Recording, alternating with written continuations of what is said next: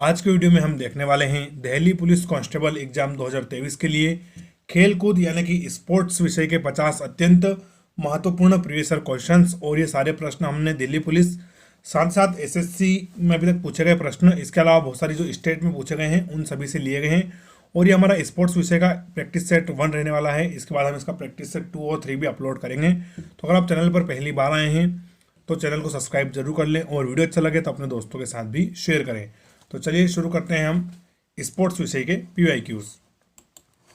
साथियों, आज का हमारा फर्स्ट क्वेश्चन है, यूकी भावरी का संबंध किस खेल से है? तो फर्स्ट ऑप्शन है टेनिस से, सेकंड ऑप्शन है तैराकी से, तीसरा ऑप्शन है बैडमिंटन और फोर्थ ऑप्शन हो जाएगा क्रिकेट से। तो जो यूकी भावरी हैं इनका संबंध टेनिस खेल से है। किससे? टेनिस खेल से। तो ऑप्शन एक बिल्कुल हमारा करेक्ट आंसर हो जाएगा। और मैं आपको बता दूं कि ऐसे प्रश्न लगातार परीक्षा में पूछे जाते हैं। किसी स्पोर्ट्स का नाम आ जाएगा क्वेश्चन में, उसका खिलाड़ी बताना पड़ेगा या फिर उसके मैदान को क्या बोलते हैं ये बताना पड़ेगा, या उस खेल में कितने खिलाड़ी भाग लेते हैं ये बताना पड़ेगा, या उस खेल में कौन से शब्द या शब्दावली इस्तेमाल होती है ये पूछना पड़ेगा। तो अगर एक खेल से आपसे उसके खिलाड़ी कितने खिलाड़ी खेलते हैं, उसके मैदान को क्या बोलते हैं और कौन कौन से शब्द उसमें प्रयुक्त होते हैं, ऐसे सभी प्रश्न पूछे जाते हैं। तो यूकी भावरी का संबंध किस खेल से है? तो करेक्ट आंसर हो जाएगा टेनिस खेल से। नेक्स्ट क्वेश्चन है हमारा, अर्जुन पुरस्कार किस क्षेत्र में उत्कृष्टता के लिए प्रदान किया जाता है? तो जो अर्जुन पुरस्कार है वो किस क्षेत्र में अच्छा प्रदर्शन करने के लिए आपको दिया जाता है? तो पहला ऑप्शन है हमारा सिनेमा में, दूसरा ऑप्शन है साहित्य में, तीसरा है खेलकूद में और फोर्थ है विज्ञान में। तो करेक्ट आंसर हो जाएगा खेलकूद में, यानी कि स्पोर्ट्स में हमें अच्छा करने पर प्रतिवर्ष भारत सरकार द्वारा अर्जुन पुरस्कार दिया जाता है। ऑप्शन थर्ड बिल्कुल करेक्ट आंसर है। अगला प्रश्न है हमारा, डीसीएम ट्रॉफी का संबंध किस खेल से है? क्या है जो डीसीएम ट्रॉफी है इसका संबंध किस खेल से है?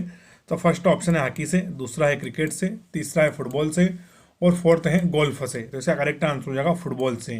जो डीसीएम ट्रॉफी है साथियों इसका संबंध काहे से? तो वो है फुटबॉल से। और फुटबॉल की फेमस ट्रॉफी कौन सी है? तो वो है फीफा वर्ल्ड कप, जो कि अभी हाल फिलहाल में कतर में आयोजित हुआ था। तो इस प्रश्न का करेक्ट आंसर है हमारा ऑप्शन तीसरा। अगला इंपॉर्टेंट क्वेश्चन है, माइकल फेल्प्स किस खेल से संबंधित हैं? तो जो माइकल फेल्प्स ये अमेरिका के बहुत बड़े खिलाड़ी हैं, तो इनका संबंध किस खेल से है? तो पहला ऑप्शन है क्रिकेट से, सेकंड ऑप्शन है बिलियर्ड्स से, तीसरा ऑप्शन है शतरंज से और फोर्थ ऑप्शन है तैराकी से। तो राइट आंसर है ऑप्शन 4 तैराकी से। तो जो माइकल फेल्प्स इनका संबंध किससे है? तो इनका संबंध है तैराकी खेल से। और ये अमेरिका के बहुत बड़े खिलाड़ी हैं और ओलंपिक में इन्होंने 22 से अधिक मेडल अभी तक जीत चुके हैं। अगला प्रश्न है हमारा, अर्जुन पुरस्कार कब प्रारंभ हुआ? तो अर्जुन पुरस्कार जो कि खेलकूद विषय में दिया जाता है, तो ये कब प्रारंभ हुआ? तो पहला ऑप्शन है 1990 में, दूसरा ऑप्शन है 1899 में, तीसरा ऑप्शन है 1961 में और फोर्थ ऑप्शन है 1997 में। तो इसका राइट आंसर हो जाएगा 1961 में। कब? तो 1961 में भारत सरकार द्वारा अर्जुन पुरस्कार शुरू किया गया था। ऑप्शन तीसरा बिल्कुल करेक्ट आंसर है। अगला प्रश्न है, सर डॉन ब्रैडमैन ने किस खेल में अंतर्राष्ट्रीय ख्याति प्राप्त करी है? तो फर्स्ट ऑप्शन है फुटबॉल, सेकंड है मुक्केबाजी, तीसरा ऑप्शन है हमारा क्रिकेट और चौथा ऑप्शन हो जाएगा शतरंज। तो जो सर डॉन ब्रैडमैन है साथियों ये क्रिकेट के बहुत बड़े खिलाड़ी थे। किसके? क्रिकेट के बहुत बड़े खिलाड़ी थे। तो इस प्रश्न में हमारा करेक्ट आंसर है क्रिकेट। तो सर डॉन ब्रैडमैन किस खेल में इनको ख्याति प्राप्त थी? तो वो क्रिकेट में ख्याति प्राप्त थी। अगला क्वेश्चन है हमारा, भारत के किस निशानेबाज ने लंदन ओलंपिक खेल 2012 में रजत पदक यानी कि सिल्वर मेडल प्राप्त किया था? तो ऑप्शन है हमारा पहला विजय कुमार ने, दूसरा है राज्यवर्धन सिंह राठौर ने, तीसरा है मानवजीत सिंह संधू ने और फोर्थ है समरेश जंग ने। तो इसका राइट आंसर है राज्यवर्धन सिंह राठौर ने। किसने? राज्यवर्धन सिंह राठौर ने, जो लंदन ओलंपिक 2012 में हुए थे वहां पर सिल्वर मेडल जीता था। ऑप्शन दूसरा बिल्कुल हमारा करेक्ट आंसर है। अगला प्रश्न है, स्पर्श रेखा यानी कि जो टच लाइन ये किस खेल से संबंधित है? तो किस खेल में हम टच लाइन को छूते हैं, स्पर्श रेखा को? तो फर्स्ट ऑप्शन है तैराकी में, सेकंड ऑप्शन कबड्डी खेल में, तीसरा ऑप्शन हमारा फुटबॉल में और फोर्थ ऑप्शन है मुक्केबाजी में। तो स्पर्श रेखा किस खेल से संबंधित है? तो राइट आंसर हो जाएगा कबड्डी, यानी कबड्डी में एक टच लाइन होती है। आप देखा ही होगा सभी ने, खिलाड़ी को लाइन टच करके आना ही होता है वरना वो आउट माना जाता है। तो स्पर्श रेखा किस खेल से संबंधित है? करेक्ट आंसर है ऑप्शन दूसरा कबड्डी। नेक्स्ट क्वेश्चन है हमारा, ऑस्ट्रेलियाई ओपन टेनिस 2012 के पुरुष एकल का विजेता कौन था? इतना इंपॉर्टेंट नहीं है क्योंकि बहुत ज़्यादा पीछे की वाली बात है, लेकिन फिर भी पढ़ लेते हैं। ऑस्ट्रेलियाई ओपन टेनिस 2012 के पुरुष एकल का विजेता कौन था? तो पहला है नोवाक जोकोविच, दूसरा है राज्यवर्धन सिंह राठौर, तीसरा है मैक्स मुर्नई और फोर्थ है इनमें से कोई नहीं। तो इसका करेक्ट आंसर है नोवाक जोकोविच। तो ऑस्ट्रेलियाई ओपन 2012 के जो विजेता थे वो कौन थे? नोवाक जोकोविच थे। नेक्स्ट क्वेश्चन है हमारा 3 सेकंड किस खेल से संबंधित है? क्या है क्वेश्चन? जो 3 सेकंड है ये किस खेल से संबंधित है? तो फर्स्ट ऑप्शन है मुक्केबाजी, सेकंड है बास्केटबॉल, तीसरा है बिलियर्ड्स और फोर्थ है हमारा इनमें से कोई नहीं। तो इसका करेक्ट आंसर है बास्केटबॉल। जो 3 सेकंड है ये किस खेल संबंधित है? तो ये संबंधित है हमारे बास्केटबॉल से। जैसे कि वाइड ये क्रिकेट संबंधित है ऐसे ना, तो 3 सेकंड किस खेल संबंधित है? तो ये बास्केटबॉल से हमारा हो जाएगा। अगला प्रश्न है ईरानी कप का संबंध निम्नलिखित में से किस खेल से है? तो जो ईरानी कप है ये किस खेल में खेला जाता है, यानी कि ये ट्रॉफी आपको किस खेल में दी जाती है ईरानी कप? तो फर्स्ट ऑप्शन है हमारा हॉकी में, सेकंड है पोलो में, तीसरा ऑप्शन होगा क्रिकेट में और फोर्थ ऑप्शन है हमारा फुटबॉल में। तो इसका करेक्ट आंसर है क्रिकेट में। कहाँ पर? तो जो ईरानी कप है साथियों ये क्रिकेट के में दिया जाता है, किसमें? क्रिकेट में दिया जाता है। ऑप्शन तीसरा बिल्कुल हमारा करेक्ट आंसर हो जाएगा। अगला प्रश्न है सानिया मिर्जा निम्नलिखित में से किस खेल से संबंधित है या किस खेल के लिए वो प्रसिद्ध है सानिया मिर्जा? तो फर्स्ट ऑप्शन है हमारा एथलेटिक्स, सेकंड ऑप्शन है लॉन टेनिस, तीसरा है बास्केटबॉल और फोर्थ है इनमें से कोई नहीं। तो इसका करेक्ट आंसर है लॉन टेनिस। क्या है? Lawn tennis. तो जो सानिया मिर्जा है ये भारत की एक बहुत प्रमुख खिलाड़ी है किसकी? लॉन टेनिस की, और बाद में इन्होंने पाकिस्तान में अपनी शादी कर ली। चलिए अब आगे बढ़ते हैं। अगला प्रश्न है अपर कट किस खेल से संबंधित है? क्या है? जो अपर कट होता है ये किस खेल से संबंधित है? तो पहला ऑप्शन है बॉक्सिंग से, दूसरा है क्रिकेट से, तीसरा है तैराकी से और फोर्थ है इनमें से कोई नहीं। तो जो अपर कट है ये किससे संबंधित है? तो साथियों क्रिकेट से संबंधित है। किससे? क्रिकेट से संबंधित है। अगला प्रश्न है हमारा खो खो में कितनी क्रॉस लाइन होती है? यानी जो खो खो खेल होता है उसमें से कितनी क्रॉस लाइन बनी होती है? आपने देखा होगा। तो खो खो में कितनी क्रॉस लाइन होती है? तो पहला ऑप्शन है 5, दूसरा ऑप्शन है 8, तीसरा ऑप्शन है 11 और फोर्थ ऑप्शन हो जाएगा 9। तो इसका करेक्ट आंसर है 8। तो खो खो में टोटल 8, जो हमारी 8 है वो क्रॉस लाइन होती है। तो अगर क्रॉस लाइन की संख्या पूछे खो खो में आपसे तो करेक्ट आंसर हो जाएगा 8। अगला क्वेश्चन है हॉकी का जादूगर किसे कहा गया है? तो जो हॉकी के जादूगर हैं वो किसे कहा गया है? तो पहला ऑप्शन देखते हैं विजय कुमार को, दूसरा है समरेश जंग को, तीसरा है मेजर ध्यानचंद को और फोर्थ है इनमें से कोई नहीं। तो इसका राइट आंसर है मेजर ध्यानचंद। कौन है? तो हॉकी का जादूगर किसे कहा गया है? तो हॉकी का जादूगर कहा गया है मेजर ध्यानचंद जी को। नेक्स्ट क्वेश्चन है हमारा निम्नलिखित में से कौन से हॉकी खिलाड़ी नहीं है? तो कभी कभी ऐसे प्रश्न आते हैं कि 4 खिलाड़ियों का नाम दे दिया जाएगा और एक खिलाड़ी उस समूह का नहीं होगा और एक बिल्कुल डिफरेंट खिलाड़ी का नाम दे दिया जाएगा। तो इसी प्रकार का प्रश्न ही। तो निम्नलिखित में से कौन हॉकी का खिलाड़ी नहीं है? तो पहला ऑप्शन देखते हैं पृथ्वीपाल सिंह, दूसरा है अशोक कुमार, तीसरा है JS रामचंद्र और फोर्थ है बालवीर सिंह। तो इसका करेक्ट आंसर है JS रामचंद्र। तो ये हॉकी के खिलाड़ी नहीं है, बाकी पृथ्वीपाल, अशोक कुमार और बलवीर सिंह तीनों हॉकी के खिलाड़ी हैं। एग्जामिनर का बहुत ज़्यादा मूड खराब हो या बहुत ज़्यादा टफ क्वेश्चन पूछना हो तब ऐसे क्वेश्चन आते हैं, वरना ऐसे क्वेश्चन परीक्षा में ज़्यादातर नहीं पूछे जाते हैं। अगला प्रश्न है हमारा किस खिलाड़ी को वर्ष 2012 में राजीव गांधी खेल रत्न सम्मान प्रदान किया गया था? तो जो राजीव गांधी खेल रत्न अवार्ड है ये 2012 में किस खिलाड़ी को दिया गया था? तो पहला ऑप्शन है योगेश्वर दत्त को, दूसरा ऑप्शन है सुशील कुमार को, तीसरा है विजय कुमार को और फोर्थ है विजेंद्र सिंह को। तो इसका करेक्ट आंसर है योगेश्वर दत्त को। किसको? तो 2012 का जो राजीव गांधी खेल रत्न सम्मान है ये योगेश्वर दत्त को दिया गया था। तो ऑप्शन 1 बिल्कुल हमारा करेक्ट आंसर है। अगला क्वेश्चन है वेरी इंपॉर्टेंट क्वेश्चन अंतर्राष्ट्रीय ओलंपिक समिति के अध्यक्ष कौन है? साथियों यहाँ पर चारों ऑप्शन गलत हैं। मैं आपसे को बता दूं कि जो अंतर्राष्ट्रीय ओलंपिक समिति है उसके अध्यक्ष है थॉमस बाच। कौन है? तो उसके अध्यक्ष हैं थॉमस बाच। तो ये आप सभी को याद रखना है। अच्छा आप कमेंट करके बताइए कि जो इंडियन ओलंपिक समिति है उसके अध्यक्ष कौन है? ये तो इंटरनेशनल ओलंपिक समिति के अध्यक्ष है थॉमस बाच साहब। आपको इंडियन ओलंपिक समिति यानी इंडियन ओलंपिक कमेटी के अध्यक्ष का नाम कमेंट में बताना है। जिसका जवाब सही रहेगा उसको मैं पिन कर दूंगा। तो इसका करेक्ट आंसर हो जाएगा थॉमस बॉग। ये चारों गलत है ना। चलिए नेक्स्ट क्वेश्चन देखते हैं हम। नेक्स्ट क्वेश्चन है लंदन में 2012 में आयोजित 30वें ओलंपिक में सर्वाधिक स्वर्ण पदक किस देश ने जीते थे? तो साथियों वो जीते थे अमेरिका ने। किसने? अमेरिका ने। और जो हमारा हाल फिलहाल का हुआ है जापान ओलंपिक उसमें भी अमेरिका ने ही सबसे ज़्यादा गोल्ड मेडल जीते हैं। तो 2012 में 30वें ओलंपिक हुए थे, क्रम याद रखें। तो सर्वाधिक गोल्ड मेडल किसने जीते हैं? वो जीते हैं अमेरिका ने। ऑप्शन 1 बिल्कुल करेक्ट आंसर है। अगला प्रश्न है कनाडा का राष्ट्रीय खेल क्या है? तो जो कनाडा आपको पता होगा हाल फिलहाल बहुत चर्चा में है जस्टिन ट्रूडो के बयानों की वजह से। तो कनाडा का राष्ट्रीय खेल क्या है? तो फर्स्ट ऑप्शन हमारा baseball, second option ice hockey, third option football और फोर्थ है इनमें से कोई नहीं। तो इसका करेक्ट आंसर है आइस हॉकी। क्या है, तो जो कनाडा का राष्ट्रीय खेल है साथियों वो है आइस हॉकी, यानी कि बर्फों में खेली जाने वाली हॉकी। तो ऑप्शन दूसरा बिल्कुल करेक्ट आंसर है। और उनके अर्नल जो उन्होंने बयानबाजी करी है कनाडा वालों ने, इसके कारण भारत सरकार ने उनके डिप्लोमेट भी वापस भेज दिए हैं। तो कनाडा का राष्ट्रीय खेल क्या हो जाएगा, वो हो जाएगा आइस हॉकी। अगला क्वेश्चन है हमारा, संयुक्त राज्य अमेरिका का राष्ट्रीय खेल क्या है, यानी कि जो यूएस है, यूनाइटेड स्टेट ऑफ अमेरिका, इसका राष्ट्रीय खेल हमें बताना है। तो पहला ऑप्शन है आइस हॉकी, दूसरा ऑप्शन है फुटबॉल, तीसरा है बेसबॉल और फोर्थ है हैंडबॉल। तो अमेरिका का राष्ट्रीय खेल हो जाएगा बेसबॉल। क्या हो जाएगा, बेसबॉल बिल्कुल करेक्ट आंसर है, ऑप्शन तीसरा। ऐसे प्रश्न पूछते हैं कि अलग अलग देशों के नाम दिए जाएंगे और फिर उनका राष्ट्रीय खेल पूछा जाएगा।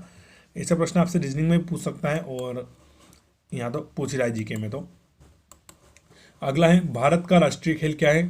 तो साथियों भारत का अभी तक कोई ऑफिशियली राष्ट्रीय खेल नहीं है, लेकिन फिर भी हम हॉकी को मानते हैं। तो इसका करेक्ट आंसर हम हॉकी को मानेंगे, क्योंकि आज तक भारत सरकार ने अपना कोई भी ऑफिशियल गेम रिकॉग्नाइज नहीं किया है कि ये भारत का राष्ट्रीय यानी कि नेशनल स्पोर्ट्स होगा। लेकिन एक समय हम ओलंपिक्स में बहुत ज़्यादा अच्छा करते थे, हॉकी में लगातार गोल्ड मेडल जीतते थे। तब से हमारी अवधारणा हो गई कि भारत का राष्ट्रीय खेल क्या है, तो वो है हॉकी। तो इस हिसाब से इस प्रश्न का करेक्ट आंसर रहेगा ऑप्शन 4। नेक्स्ट है हमारा, जापान का राष्ट्रीय खेल क्या है। वेरी वेरी इंपॉर्टेंट क्वेश्चन है, दो बार पूछा जा चुका है। तो जापान का राष्ट्रीय खेल क्या है, तो पहला है क्रिकेट, दूसरा है कबड्डी, तीसरा है शतरंज और फोर्थ है जूडो। तो इसका करेक्ट आंसर है जूडो। क्या है, तो जापान का राष्ट्रीय खेल हो जाएगा जूडो, ऑप्शन 4 बिल्कुल करेक्ट आंसर है। नेक्स्ट इंपॉर्टेंट क्वेश्चन देखेंगे हम, जो पोलो खेल है, जो आपने देखा होगा घोड़े के ऊपर बैठकर खेला जाता है। तो पोलो खेल का प्रचलन भारत के किस राज्य में हुआ, यानी कि पोलो सबसे पहले कहाँ खेला गया था। तो फर्स्ट ऑप्शन हमारे बिहार में, दूसरा है मणिपुर में, तीसरा है असम में और फोर्थ है कर्नाटक में। तो इसका करेक्ट आंसर हो जाएगा मणिपुर राज्य में। सबसे पहले पोलो खेल का प्रचलन किस राज्य में हुआ था, तो हमारे मणिपुर राज्य में हुआ था। और मणिपुर राज्य आप सभी को पता ही बहुत ज़्यादा चर्चाओं में है। और अगर आप चैनल पर पहली बार आए हैं दोस्तों, तो प्लीज़ आप चैनल को सब्सक्राइब जरूर करें और वीडियो अच्छा लगे तो इसको शेयर करें, क्योंकि आपका सब्सक्राइब और शेयर ही हमारे लिए मोटिवेशन का कार्य करता है। जब तक दिल्ली पुलिस का एग्ज़ाम चलेगा मैं आपके लिए ऐसे ही वीडियो लेकर आता रहूँगा। इसके पहले भी हमने हिस्ट्री, इसके अलावा हमारे साइंस और मिथ्स टाइप के क्वेश्चन भी चैनल पर अपलोड किए हैं, तो एक बार आप उनकी भी प्लेलिस्ट जाकर देख सकते हैं। वो वीडियो भी आपके लिए बहुत ही इंपॉर्टेंट है और उनको भी आप सभी ने काफ़ी अच्छा प्यार दिया है।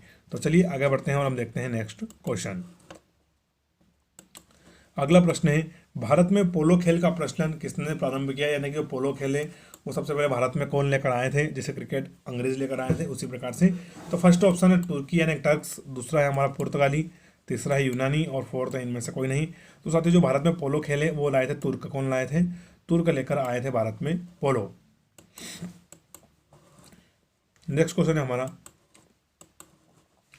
कबड्डी खेल का जन्मदाता किस देश को कहा जाता है, यानी कि कहाँ पर कबड्डी खेल का जन्म हुआ था। तो फर्स्ट ऑप्शन है हमारा चीन, सेकंड ऑप्शन है जापान, तीसरा ऑप्शन है भारत और फोर्थ है रूस।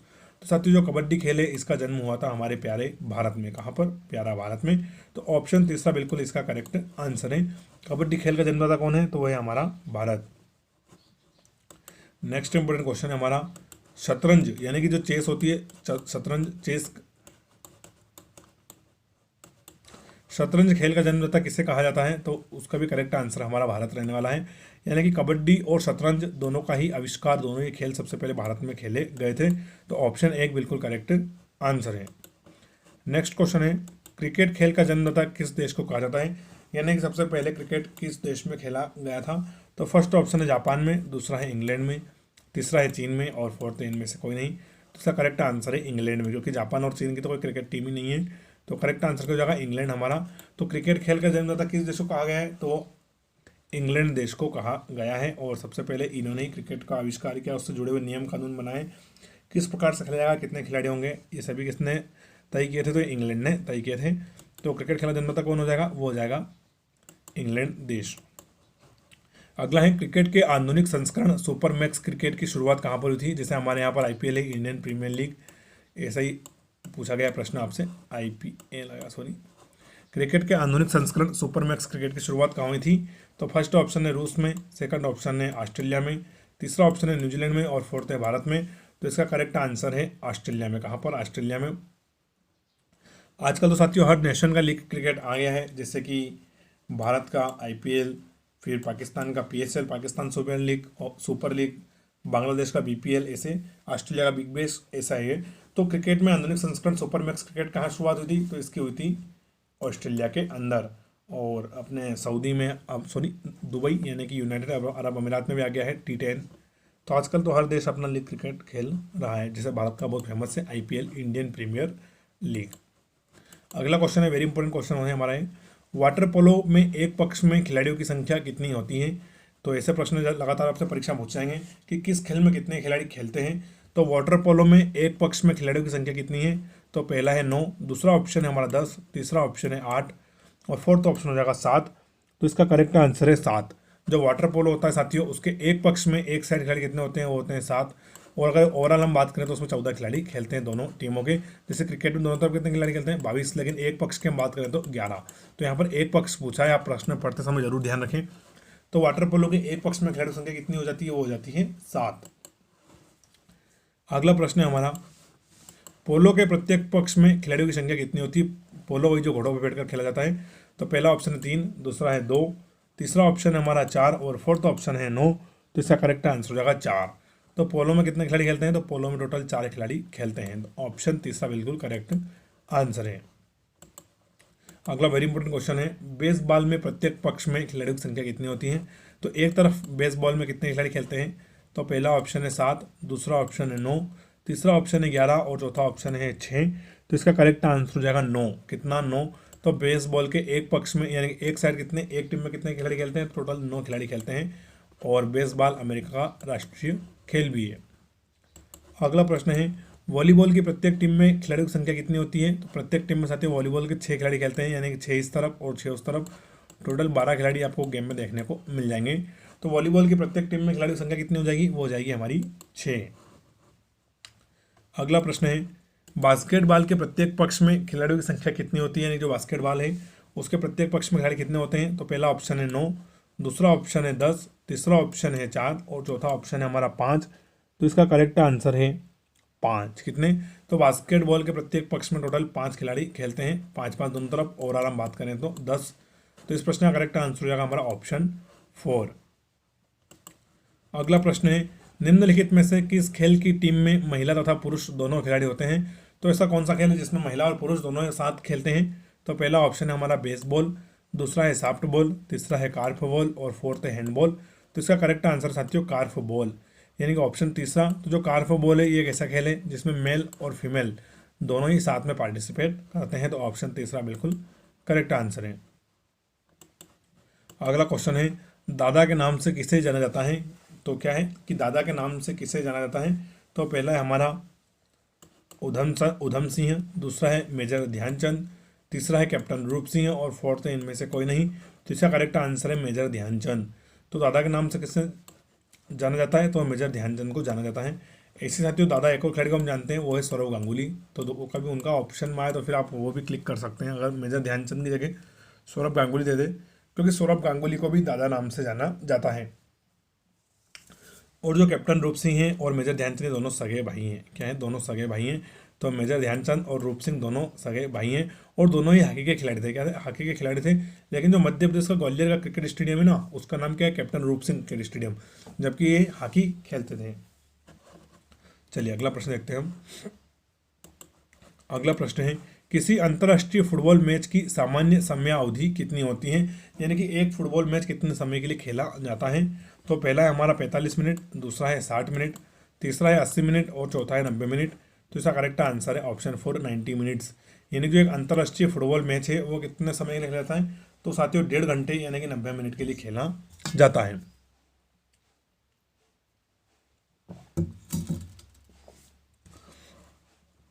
अगला क्वेश्चन देखेंगे हम।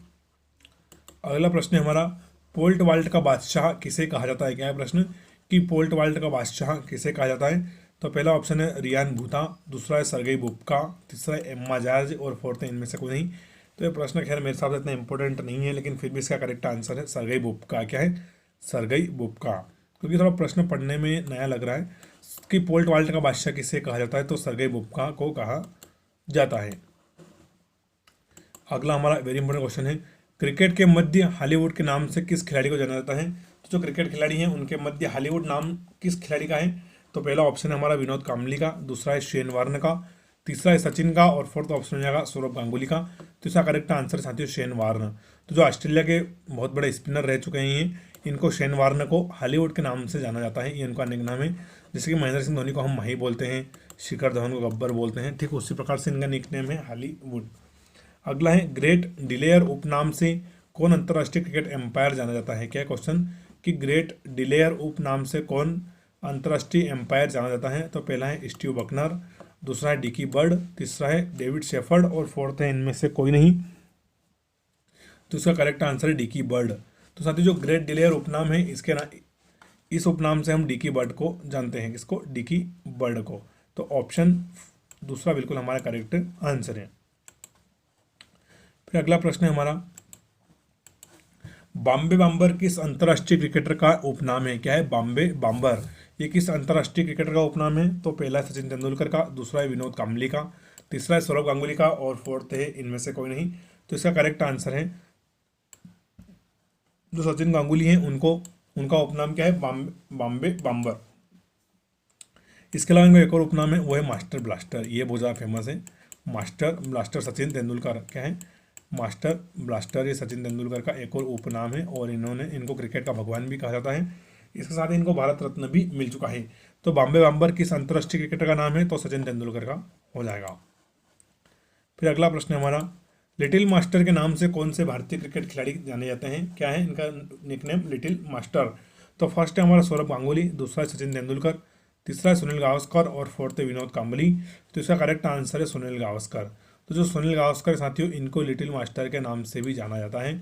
तो ऑप्शन तीसरा बिल्कुल हमारा करेक्ट आंसर है। सौरभ गांगुली को दादा बोलते हैं, सचिन तेंदुलकर को हम मास्टर ब्लास्टर बोलते हैं और लिटिल मास्टर बोलते हैं सुनील गावस्कर जी को। अगला है हमारा, टर्मिनेटर नाम से किसे जाना जाता है। तो ये भी वेरी वेरी इंपॉर्टेंट है, परीक्षा में पूछा जा चुका है कि जो टर्मिनेटर है ये किस खिलाड़ी का निकनेम है। तो फर्स्ट ऑप्शन है हमारा मुरली कार्तिक, दूसरा है सुरेश रैना, तीसरा है महेंद्र सिंह धोनी, फोर्थ ऑप्शन हो जाएगा हमारा हरभजन सिंह है। तो इसका करेक्ट आंसर है हरभजन सिंह है। तो जो हरभजन सिंह साथियों, इनको टर्मिनेटर के उपनाम से जाना जाता है। तो ऑप्शन 4 बिल्कुल हमारा करेक्ट आंसर हो जाएगा। नेक्स्ट क्वेश्चन है, पोल्ट वाल्ट के बादशाह सरगई बुबका का संबंध किस देश से है। तो उनका संबंध यूक्रेन देश से, किससे, यूक्रेन देश से। और यूक्रेन वैसे ही अपने रशिया यूक्रेन वॉर के कारण बहुत ज़्यादा हाईलाइट में है। तो पोल्ट वाल्ट के बादशाह सरगई बुबका का संबंध किस देश से है। तो वो यूक्रेन देश से है। नेक्स्ट क्वेश्चन है हमारा, साइकिलिंग के खेल परिसर को कहा जाता है। तो ऐसे प्रश्न आपसे परीक्षा में पूछे जा सकते हैं कि मान लो ये खेल है, इसके जो खेल खेलने का परिसर है उसको क्या बोला जाता है। तो साइकिलिंग का खेल परिसर को हम किस नाम से जानते हैं। तो फर्स्ट ऑप्शन है वेलोड्रम, दूसरा है रिंक, तीसरा है रेंज और फोर्थ है कोर्स। तो इसका करेक्ट आंसर है साथियों हमारा वेलोड्रम। क्या है, वेलोड्रम। तो जो साइकिलिंग का खेल परिसर होता है जहाँ पर साइकिल आपको चलाते दिख जाएगी, टेढ़े मेढ़े से ऊपर नीचे और होती है वो, तो उस खेल परिसर को क्या बोलते हैं, उसको बोलते हैं हम वेलोड्रम। ऑप्शन 1 बिल्कुल हमारा करेक्ट आंसर है। अगला प्रश्न है, मुक्केबाजी के खेल परिसर को क्या कहा जाता है। जहाँ पर वो एक जो आपने देखा होगा रस्सी से बंधा हुआ केज होता है, उसमें जो मुक्केबाजी होती है उस खेल को हम क्या बोलते हैं। तो पहला है डायमंड, दूसरा है रिंग, तीसरा है रिंग और फोर्थ है रेंज। तो साथियों करेक्ट आंसर हो जाएगा रिंग। तो जो मुक्केबाजी का खेल परिसर होता है उसको हम क्या बोलते हैं, उसको बोलते हैं रिंग। और जो निशानेबाजी का खेल परिसर होता है, किसका, निशानेबाजी का, जहाँ पर हम शूटिंग करते हैं उसको बोलते हैं रेंज। क्या बोलते हैं, रेंज। तो मुक्केबाजी का खेल परिसर हो जाएगा हमारा रिंग और निशानेबाजी का खेल परिसर हो जाएगा रेंज।